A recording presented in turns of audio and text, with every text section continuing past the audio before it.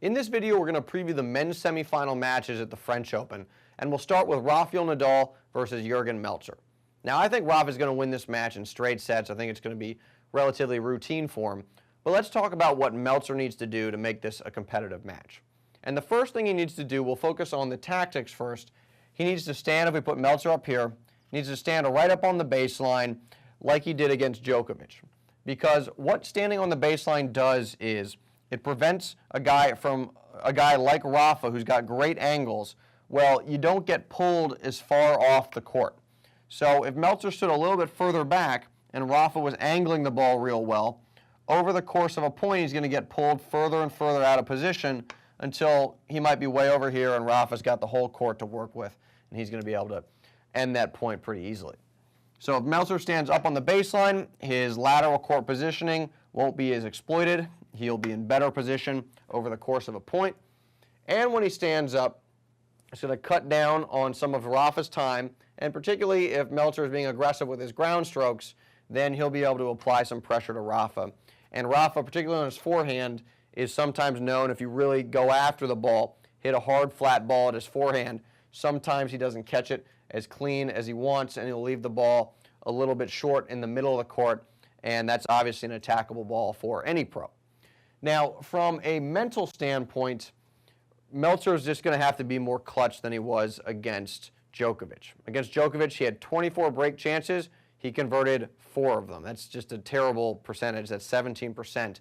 So he's, first of all, not going to get 24 break chances against Rafa, and he needs to do a much better job of capitalizing when he does have opportunities. So he needs to play clutch, essentially.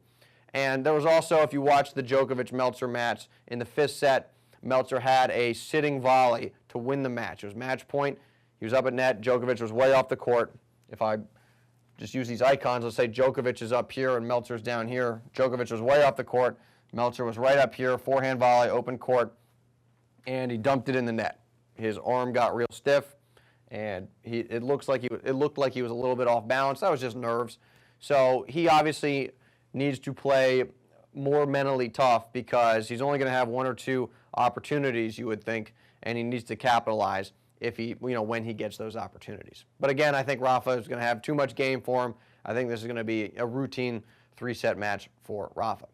Now, if we transition and we talk about Berdych versus Soderling, well, this could be an interesting match because you've got both guys who are big hitters. Both Berdych and Soderling can absolutely cream the ball off the forehand, the backhand, and the serve. So I don't expect points to last too long, and I expect both guys to really wail on the ball when they get a look. Now, who do I think is going to win this match? I'm going to go with Soderling in 4 sets for a couple reasons. First of all, I think his game is bigger than Berdych's. Even though Berdych can rip the ball, Soderling can hit it even harder, and he's been dialed in the last couple matches. So I think if we're going to get into a sort of a war of who's going to out-hit who, I think Soderling wins that war. And I also think Soderling has more confidence at this point because he obviously knocked off Federer. He's been playing great, and he has the confidence of beating Rafa last year as well. So that stuff adds up, and he's playing with a ton of confidence. I think his coach, Magnus Norman, has helped him a lot in that department as well. And finally, this was a question from the webcast, or this was following up on a question in our live webcast that we do 5 o'clock every single day. This was from today. And it was a question about Berdych's forehand technique. And Berdych, I just talked about how Soderling was playing with confidence, and he's been playing mentally tough as well. Well, you can't say the same of Berdych. He is clearly broken down mentally in this past year. Against Federer in Miami, there was clearly some kinks in his armor, even though he won that match. And if you watch Berdych, when he has time on his forehand to set up, he has a discontinuous swing path. And what that means is, a continuous swing path is where once you release it with your non-hitting hand, I'm a lefty, so that's my non-hitting hand, racket shouldn't stop moving into the backswing through contact and into the follow-through.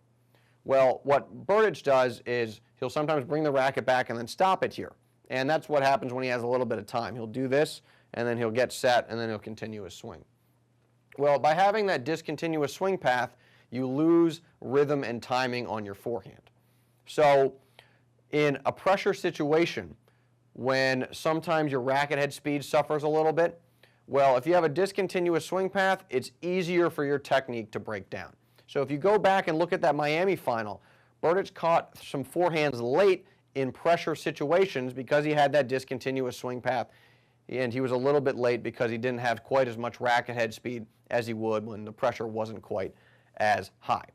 And if you've been watching the ESPN coverage, just to sort of make a comparison, there was a segment where they had Mary Carrillo talking about why there are a number of women on the WTA struggle with their serves, and what she said was they were looking at Serena Williams, the example of a mental rock, and they said, well, not only is she mentally tough, but she also has service technique that does not break down under pressure. It holds up in tight situations.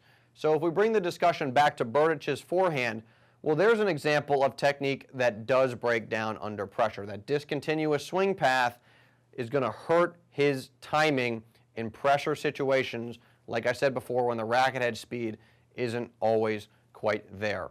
And I think if we get some tight spots in the match, maybe a tiebreaker, in the second, third, fourth set, and Soderling is crushing the ball at Berdych's forehand, that's a situation where you might see that shot go off. So I think if we take a step back and talk about the match as a whole, I think the fact that Soderling is probably at an all-time high in terms of his confidence, and he's playing extremely well and has a bigger game than Berdych, and he doesn't have technique that'll break down in pressure situations. I think you add all that stuff up, and then you add all that stuff up, I think you have to give Soderling the edge in this match. Like I said before, I'm going to call this 4 sets for Robin Soderling, which, of course, if my predictions turn out to be true, we're going to end up with a Soderling-Rafa final. And I think absent of a Federer-Rafa final, this is, the one we want to see. Soderling-Rafa, I think, could be extremely interesting given the matchup.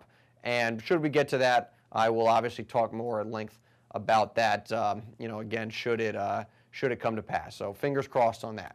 Now, as I've talked about in previous videos, every day at 5 o'clock on our website, fuzzyyellowballs.com, we do a live webcast where we recap the day's events. So we will be recapping tomorrow these semifinal matches and previewing the women's and the men's finals.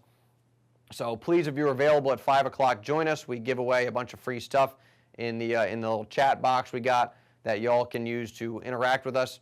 And then on final Sunday, the men's final, we are doing a live webcast during the match itself. So you can tune in with me, and I'll have Ian Westerman of EssentialTennis.com back with me for that broadcast. And that's going to be a lot of fun. The previous finals we did were great. So if you are free, please tune in because it's an awesome time, and I will see you in the next video. Did you know that there are only 5 simple things you need to do to have a textbook forehand like Roger Federer? If you click the link in the description of this video and visit our website, you'll learn why Federer's forehand is so good and how you can copy his technique. And this entire 45-minute lesson is 100% free. Join the thousands who have already learned what these 5 simple things are and take control of your forehand today.